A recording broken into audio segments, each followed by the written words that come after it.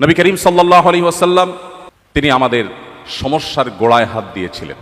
আজ রাজনৈতিক ক্ষমতার যে অপব্যবহার গোটা বিশ্বব্যাপী চলছে, এটির গোড়ায় হাত দিয়ে তিনি সমাধান করবার চেষ্টা করেছেন। তিনি মানুষকে সে দর্শনের দীক্ষা দিয়েছেন, শিক্ষা দিয়েছেন, যেই দর্শনে বিশ্বাসী মানুষ কখনো তার রাজনৈতিক ক্ষমতার অপব্যবহার করতে পারে না। নবী করিম সাল্লাল্লাহু আলাইহি সাল্লাম আমাদেরকে শিক্ষা দিয়েছেন যে ইন্নাল্লাহা হুয়াল কাদির, আল্লাহ রাব্বুল আলামিন শুধুমাত্র কাদির, তিনি শুধুমাত্র সবকিছু করতে পারেন, সবকিছুর ক্ষমতা শুধুমাত্র তার নিয়ন্ত্রণে, আমরা তার দাস মাত্র যেই হই না কেন। রাজনৈতিক ক্ষমতা এবং অন্য সকল ক্ষমতার উৎস যখন আল্লাহকে মানুষ স্বীকার করবে, তখন তার কাছে রাজনৈতিক দায়িত্ব এটা আমানত মনে হবে। তার কাছে আল্লাহর কাছে জবাবদিহিতার বোধ জাগ্রত হবে। আর আল্লাহর কাছে জবাবদিহিতার বোধ যদি জাগ্রত হয়, তাকে মনিটর করবার জন্য কোনো কিছুর প্রয়োজন হবে না।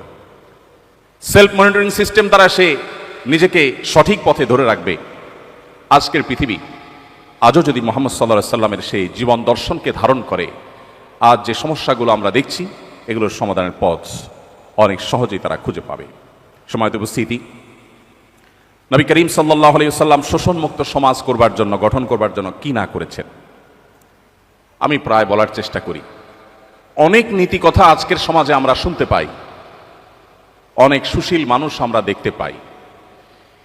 এমন মানুষ কি পৃথিবীতে আমরা একজনও দেখাতে পারবো যিনি নিজের জন্য যে জামা কিনেন, নিজের গাড়ি ড্রাইভারের জন্য সেম জামা কিনেন, নিজের বাচ্চার জন্য যে জামাটা কিনেছেন, নিজের বাসার কাজের বুয়ার বাচ্চাটার জন্য গিফট হিসাবে যে জামা কিনবেন, সে একই জামা কিনেছেন? এরকম মানুষ পৃথিবীতে আমরা একজনও আছে কিনা আমি জানি না। কিন্তু মুহাম্মদ সাল্লাল্লাহু আলাইহি সাল্লাম সেই মানুষ যিনি বলেছেন, ইখওয়ানুকুম খাওয়ালুকুম, তোমাদের অধীনস্থ মানুষেরা তোমাদেরই ভাই, তাদেরকে তোমাদের সাথে বসে খাওয়াও। তোমরা যা খাও তাদেরকে তাই খাওয়াও, তোমরা যা পরো তাদেরকে তাই পরিধান করাও। প্রিয় ভাইরা আমার, তিনি শুধুমাত্র নীতিবাক্য বলে ক্ষান্ত হননি, তিনি যা বলেছেন তার প্রতিটি কথাকে তিনি বাস্তবায়ন করে গেছেন। পৃথিবীর অন্য সব দার্শনিক, অন্য সব ব্যক্তিবর্গের সাথে তার পার্থক্যের জায়গাটা এখানে। তিনি শুধুমাত্র নীতিবাক্য দিয়ে যাননি, প্রতিটি বিষয়কে তিনি নিজে করে দেখিয়েছেন, তার প্রমাণ তিনি তার সমাজে প্রতিষ্ঠিত করেছেন এবং বিশ্ববাসীর কাছে তিনি উদাহরণ হয়েছেন। এই জন্য আল্লাহ বলেছেন, লাকাদ কানা লাকুম ফি রাসূলিল্লাহি উসওয়াতুন হাসানাহ, আল্লাহর রাসূলের মধ্যে রয়েছে তোমাদের জন্য এমন আদর্শ, যে আদর্শ তোমরা আর কোথাও খুঁজে পাবে না। পৃথিবীতে কোনো মনীষী পাওয়া কঠিন হবে, তিনি যত বড় মহানই হন না কেন, যে তার বাসার অধীনস্থ কাজের লোকদের জন্য সেই পোশাক কিনবেন যে পোশাক তার গায়ে থাকবে। একই গাড়িতে চলবেন, ড্রাইভার এবং তার পোশাকে কোনো পার্থক্য থাকবে না। একই জামা, একই ব্র্যান্ডের, হয়তো একই কালারের জামা তিনি পরবেন এবং পরাতে দিবেন। এত মহান মানুষ পৃথিবীতে মুহাম্মদ সাল্লাল্লাহু আলাইহি সাল্লাম ছাড়া আর কাউকে পাওয়া সম্ভব নয়। সম্মানিত উপস্থিতি, শোষণমুক্ত সমাজ গড়ে তোলার জন্য শ্রমিকের অধিকার নিয়ে কি না করেছেন তিনি।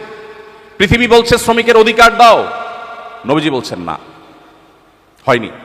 শ্রমিকের অধিকার দেওয়া নয়, ঘাম শুকাবার আগে দিতে হবে। পৃথিবী বলে শ্রম দিয়েছে তারপর পারিশ্রমিক দাও, নবীজি বলেছেন না, শ্রম দিয়ে শেষ করার আগে আগে পারিশ্রমিক দাও। সৌদি আরবের সরকারিভাবে এবং বেসরকারিভাবেও, আমি 10 বছর সৌদি আরবে ছিলাম, সে সুবাদে আমি জানি, সেখানে স্যালারি ইস্যু হতো। এখন কি চলছে বা কি আছে আমি জানি না, বাকি আমি 2009 থেকে 18 এই সময়ের কথা বলছি। 10 বছর আমি নিজে এর উপকারভোগী এবং আমি দেখেছি যে সেখানে হিজরি সন অনুপাতে স্যালারি ইস্যু হয়ে থাকে। সরকারি বেসরকারি সমস্ত প্রতিষ্ঠানগুলোতেই, প্রায় বেশিরভাগ প্রতিষ্ঠানগুলোতেই আমি দেখেছি যে মাসের 25, 26, 27 তারিখের মধ্যে স্যালারি ইস্যু হয়। ওই যে নবীজি বলেছেন ঘাম শুকাবার আগে, এই জন্য মাস শেষ হওয়ার আগে তারা স্যালারি ইস্যু করে।